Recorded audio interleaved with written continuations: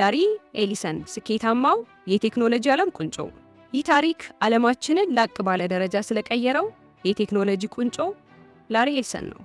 ታሪኩ ስለ ቢሊዮኖች ዶላር ብቻ ሳይሆን ገና በ9 ወሩ ከእናቱ ተለይቶ ስላደገው የሕክምና ትምህርቱን አቋርጦ በራሱ ጥረት ኮዲንግ ስላጠናው ብርቱ ሰው እንጂ። I was 21 years old when I dropped out of college. በ1977 $2000 ብድር የተጀመረው ኦራክል ኩባንያ ዛሬ የዓለማችንን ግዙፍ ዳታና ክላውድ ሲስተም የሚመራ ተቋም ሆኗል። የ81 ዓመቱ ባለ ራዕይ ላሪ ኤሊሰን ከውድቀት ተነስቶ በ$350 ቢሊዮን ሀብቱ የዓለማችን ሁለተኛው ባለጸጋ ለመሆን በቅቷል።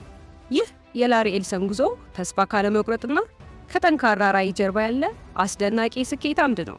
እንደ አውሮፓውያን የዘመን አቆጣጠር በ1944 በኒውዮርክ ተወልዶ በቺካጎ ያደገው የቴክኖሎጂ ቁንጮ ነው ላሪ ኤሊሰን። ምንም እንኳን በወጣትነቱ የሕክምና ትምህርቱን ለማቋረጥ ቢገደድም በካሊፎርኒያ የኮምፒውተር ፕሮግራምን በመማር የሕይወቱን አዲስ ምዕራፍ ጀምረዋል። የኤሊሰን የስኬት ታሪክ መነሻው በ1977 $2000 መነሻ ካፒታል የተመሰረተው ኦራክል ኩባንያ ነው። ተቋሙን ለረጅም ዓመታት በዋና ስራ አስፈጻሚነት በመብራት ለውትድርና፣ ለጤናና ለመንግስት ተቋማት የክላውድ አገልግሎት የሚሰጥ ግዙፍ ተቋም አድርጎታል። አሁን ላይ የሰው ሰራሽ አስተውሎት ወይም የኤአይ የመረጃ ትንተና ፍላጎት መጨመር ለኦራክል መሰረተ ልማትና ለኤሊሰን ሀብት እድገት ትልቅ ግብዓት ሆኗል።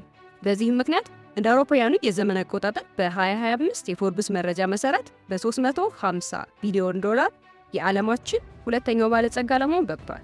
ኤሊሰን ከኦራክል በተጨማሪ በአፕል እና በቴስላ የዳይሬክተሮች ቦርድ ውስጥ በመሳተፍ በቴክኖሎጂው ዓለም ተደማሪ ተጽዕኖ ፈጥሯል። በሪል ስቴት፣ በስፖርትና በሚዲያ ዘርፎች ሰፊ ኢንቨስትመንት አለው። በ2024 በታይም መጽሔት የዓለም ተጽዕኖ ፈጣሪ ተብሎ የተሰየመው የ81 ዓመቱ ኤሊሰን ላከናወናቸው ተግባራት በርካታ ሽልማቶች ተበርክተውለታል። ምንም እንኳን ባካበተው ሀብቱ ቢታወቅም 95% የሚሆነውን ሀብቱን ለበጎ አድራጎት ድርጅቶች ለመስጠት በይፋ ቃል በመግባቱ ለጋስነቱን አስመስክሯል።